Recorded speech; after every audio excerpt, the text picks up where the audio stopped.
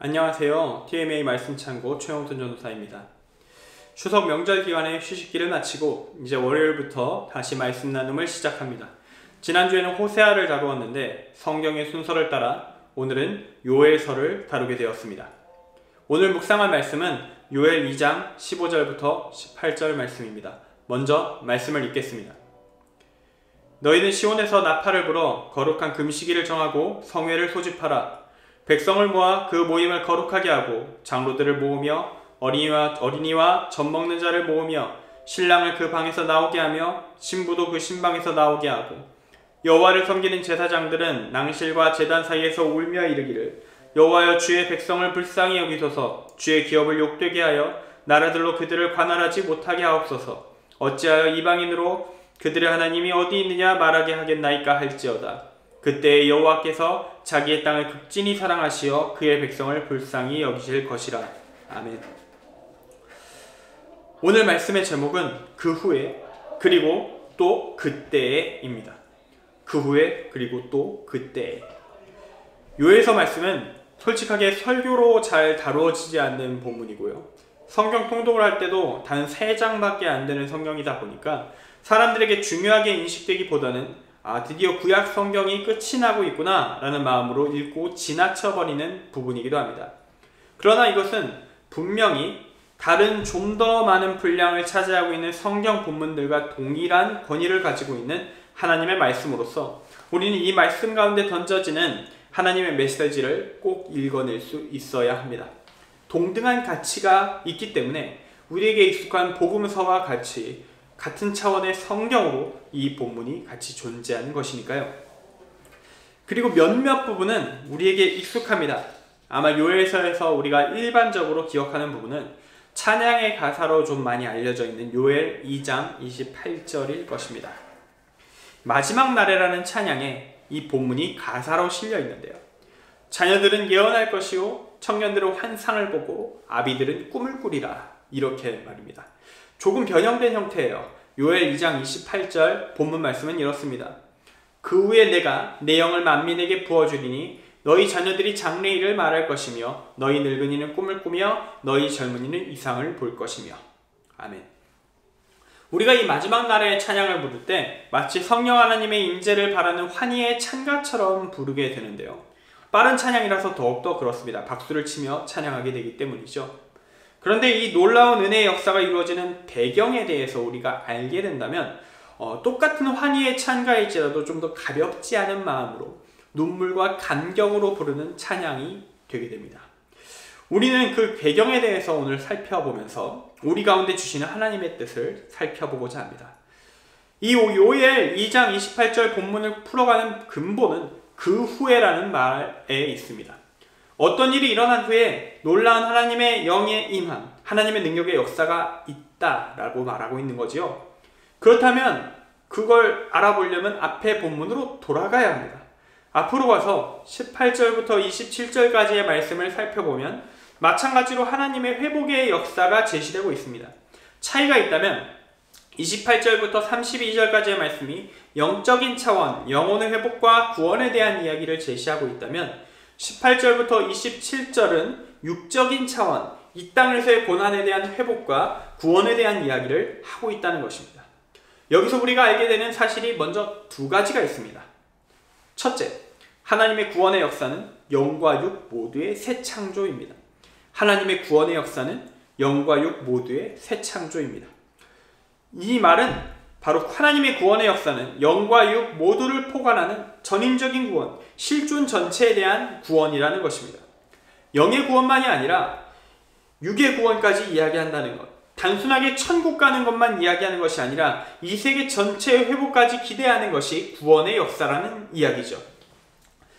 우리가 알고 있는 예수 그리스도의 부활은 영혼만의 부활이나 구원이 아니라 새로운 몸을 입는 새 창조의 시작점입니다. 예수님을 시작으로 하여서 그 구원의 길을 따르는 자들에게 부활의 길이, 부활의 구원이 주어질 것을 믿고 끝내 그 구원의 능력이 주님께서 다시 오시는 그날에 만물의 회복으로까지 나타나게 될 것을 믿는 것. 그것이 기독교가 믿는 믿음의 핵심인 부활이며 새 창조가 이루어지는 재림의 참된 종말론인 것이죠. 이에 대한 설명이 이루어지는 것이 로마서 8장 19절부터 21절, 그리고 요한계시록 21장 5절이 있습니다. 읽어드릴 텐데요. 먼저 로마서 8장 19절부터 21절 말씀을 읽겠습니다.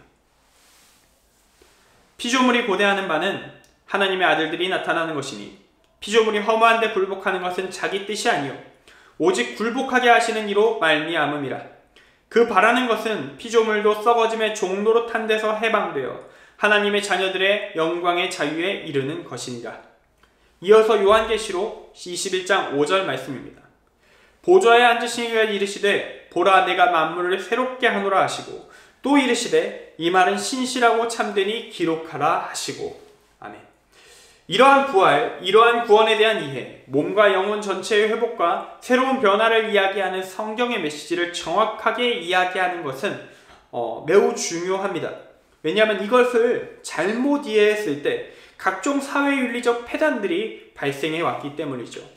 보통은 사람들은 영혼의 구원을 강조하는 방향으로 사고가 흘러가 버리곤 합니다. 이럴 경우 대략적으로 3가지 정도의 폐단이 발생합니다. 첫 번째 케이스는 영혼만의 구원을 강조한 끝에 이 땅의 육신을 부정적으로 이해하면서 육신을 학대하는 형태입니다. 사실 이런 경우는 그다지 많지 않아요. 이렇게 극단적 금욕주의를 감당할 수 있는 사람들이 별로 없거든요. 오히려 문제가 되는 것은 무엇이냐? 두 번째 케이스입니다. 이것은 영혼의 구원을 강조하고 육신을 부정하는 것으로 보는 것은 첫 번째 케이스와 동일한데, 한 인간의 영과 육의 틀을 아주 엄격하게 구분해버린 다음에 영혼의 구원을 확보한 자들은 육신을 아무렇게나 굴려도 각종 윤리적 방종은 물론이고 사회적 범죄, 심지어 살인을 해도 구원받을 수 있다는 극단적 쾌락주의 노선을 취합니다. 이런 형태의 신앙 행태를 보여줬던 것이 사도 바울이 가장 극심하게 싸웠던 이단인 영지주의이죠. 고린도 교회에서 이런 모습들이 두드러지게 나타났었습니다. 현대의 이단에서는 구원파가 교리적으로 이와 같은 맥락으로서 한 번 의인은 넘어져도 의인이다와 같은 주장을 펼치고 있죠. 물론 현대의 이단은 좀 고대랑 다릅니다.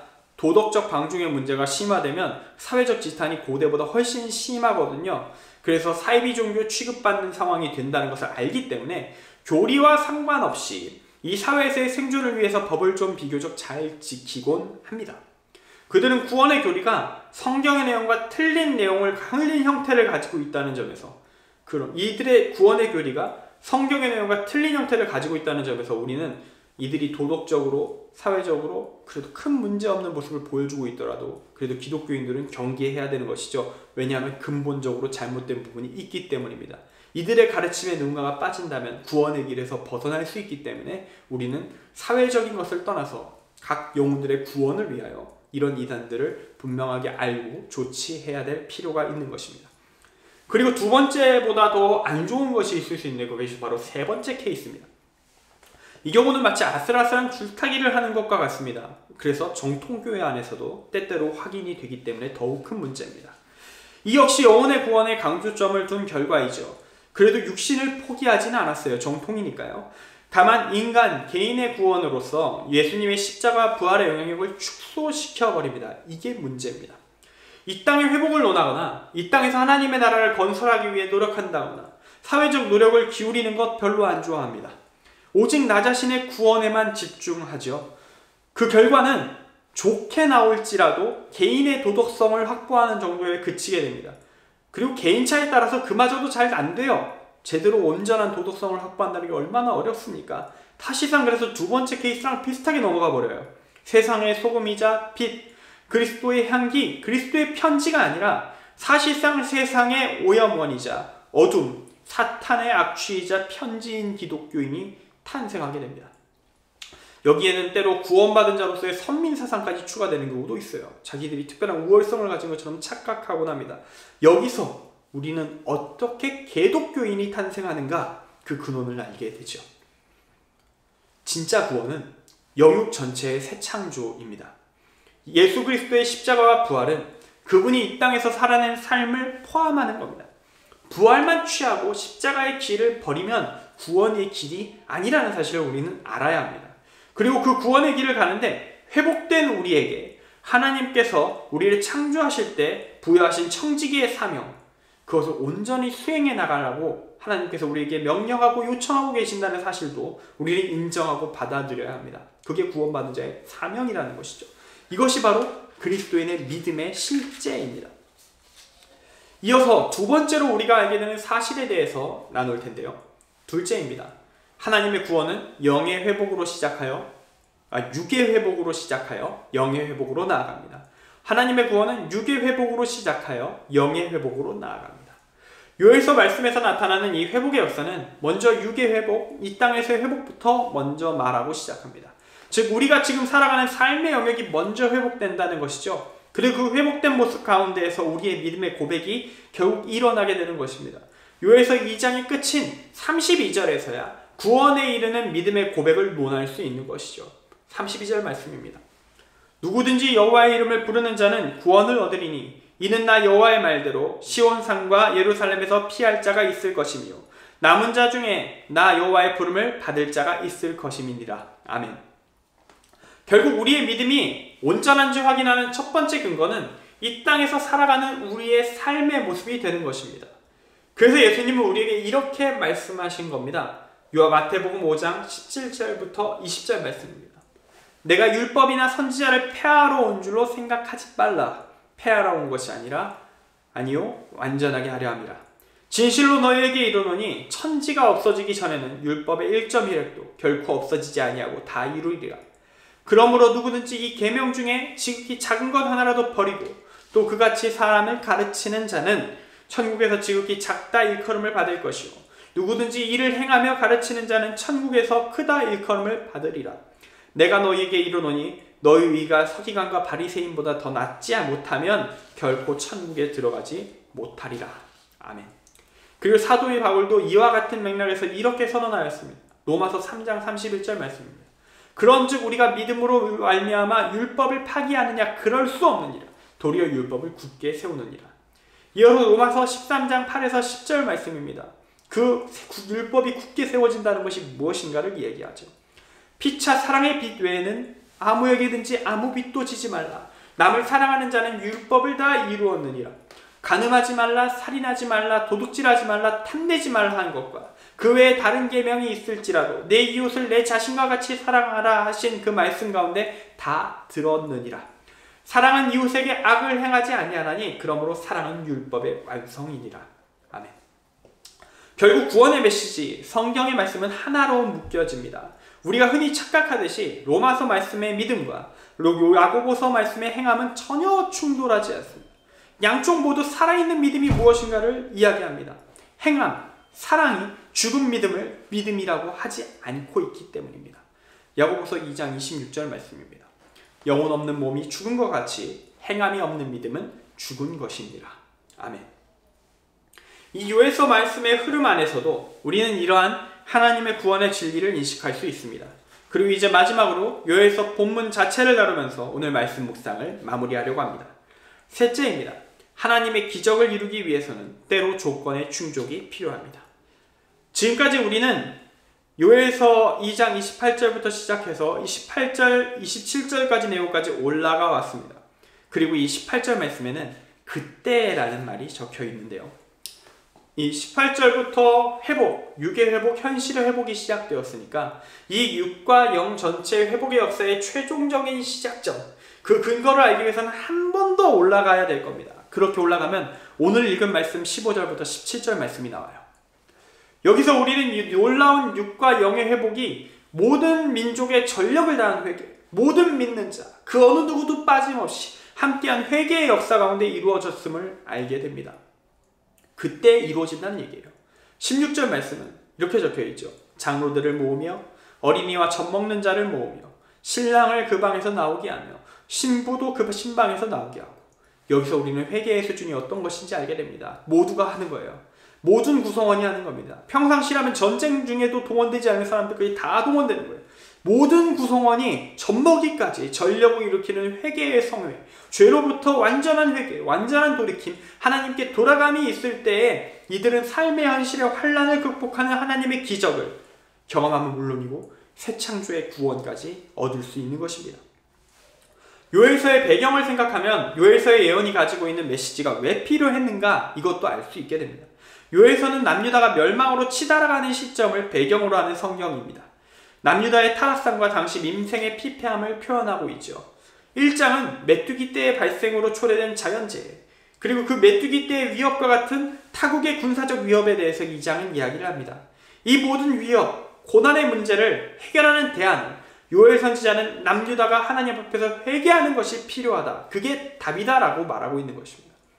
남유다 전체가, 예루살렘 전체가 하나님 앞에 제대로 무릎 꿇는다면 이 끔찍한 자연재해의 문제와 국제정세에 대한 위난의 상황에 희망의 길을 찾을 수 있을 것이다 라고 말하고 있다는 것이죠. 이것이 요엘 선지자에게 임한 하나님의 말씀으로 약속됩니다. 그런데 이 희망의 약속, 끝내 남유다 백성들에게 열매로 주어지지 못합니다. 이미 앞선 구약의 역사서들을 읽어왔다면, 그리고 예레미야서를 묵상하면서 지나왔다면 우리는 알 수 있습니다. 남유다는 회개하지 못했지요.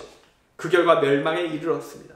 그렇게 요엘서 3장은 2장까지 희망찬 메시지, 이 이루어지지 않은 희망의 메시지를 뒤로 하고 다음 스텝으로 넘어가게 됩니다. 그것은 바로 남유다의 멸망 이후에 하나님의 뜻에 따라 이루어질 회복에 대한 예언입니다. 우리가 하나님의 뜻을 따를 때 어느 순간 그걸 따르지 못하면 하나님은 다음 선택지를 내미시죠. 그 길은 이미 끝난 겁니다. 지금 새로운 상황에 맞게 다시 다음 하나님의 길을 쫓아갈지 여부에 또 다른 선택지를 제시합니다. 다음에 이제 다시 제대로 선택해야 되는 것이죠. 성경에는 이처럼 이루어지지 않은 하나님의 예언들이 생각보다 많이 있습니다. 그리고 그 예언들, 회복, 놀라운 은혜의 역사가 담긴 예언들에는 보통 조건이 달려 있어요. 온전한 회개, 믿음의 회복, 이런 것들이 있어야 이 기적과 회복이 있는 것입니다. 근데 이걸 못하면 이것은 그냥 약속으로 끝납니다. 이루어지지 않은 약속. 오늘 다룬 요엘 2장 말씀이 담은 이 놀라운 하나님의 회복의 약속, 치유와 구원의 약속은 참된 회개, 전적인 회개를 이룬 자들에게 실제로 이루어질 말씀이었습니다. 그런데 그것을 이루지 못한 자들에게, 이룰 의지도 없는 자들에게는 그냥 듣기 좋은 소리에 불과할 뿐이에요. 말씀을 정리합니다. 오늘 말씀의 시작을 저는 요엘 2장 28절 말씀, 그 말씀을 담아낸 마지막 날에라는 찬양을 풀어내면서 시작했습니다. 이 놀라운 회복의 메시지, 기적의 메시지를 담은 찬양을 부르며 여러분은 어떤 마음을 품으셨었나요? 우리가 그 가사를 묵상하면서 진실로 마음을 담아서 찬양하였다면, 그 놀라운 역사가 우리 가운데, 이 찬양이 울려 퍼지는 이 예배 가운데 우리 가운데 이루어지기를 정말로 바랬다면 성령 하나님이 임하여 주시기를 바라면서 여러분들은 부르지 않았습니까? 그리고 오늘 우리는 알게 되었습니다. 오늘 말씀의 제목, 그 후에 그리고 또 그때처럼, 이 회복의 메시지가 어떤 상황에서 어떠한 행동 가운데 우리 가운데 실제 역사로 이루어질 수 있는지 그걸 역으로 거슬러 올라가 파악해 볼 수 있었습니다. 전적인 회개가 필요합니다. 완전한 하나님을 향한 회귀가 필요합니다. 참된 믿음의 회복이 필요합니다. 그때 이 모든 기적이 임할 것입니다. 하나님을 만나기 원한다면, 주님의 영을 누리고 경험하기 원한다면 나를 바닥부터 돌아보는 것이 먼저 선행되어야 한다는 것입니다. 그렇게 하나님 앞에 엎드린 후에야 우리는 주님의 역사가 우리 가운데 이루어지는 것을 보게 될 것입니다. 우리는 앞으로도 계속 마지막 날에라는 찬양을 부르게 될 거예요. 이 찬양을 올리면서 그러나 우리 가운데 울리는 그 고백의 깊이는 좀 바뀌었으면 좋겠습니다. 그때 우리는 이 남유다 백성들에게 이루어지지 못했던 하나님의 역사가, 이루어지지 않은 예언이었던 요엘서 2장의 예언이 우리 가운데 이루어지길 바라며 부르게 될 것입니다. 그렇게 회개의 메시지를 담아 이 찬양을 올리게 될 것입니다. 우리 모두가 이 하나님의 축복을 온전한 회개 가운데 누릴 수 있기를 바랍니다. 기도하겠습니다. 사랑의 주님, 오늘 요엘서 2장 이루어지지 않은 예언을 묵상하며 이 예언이 지금 우리 가운데 이루어지기를 갈망합니다. 우리의 불완전한 믿음을 돌아보고 참된 믿음의 세계로 들어가게 하시고 말씀 가운데서 온전한 믿음을 되찾아 하나님의 뜻을 이루어가는 삶, 참된 그리스도인, 세상의 소금, 세상의 빛, 그리스도의 향기, 그리스도의 편지로의 삶 살아갈 수 있는 우리 모두가 되게 하여 주옵소서. 그 온전한 회개 가운데 주님의 능력으로 임하셔서 우리의 현실의 삶을 주님께서 다스리시고 인도하시고 우리가 믿음을 고백할 때에 우리에게 구원을 허락하여 주옵소서. 예수 그리스도의 이름으로 기도드립니다. 아멘.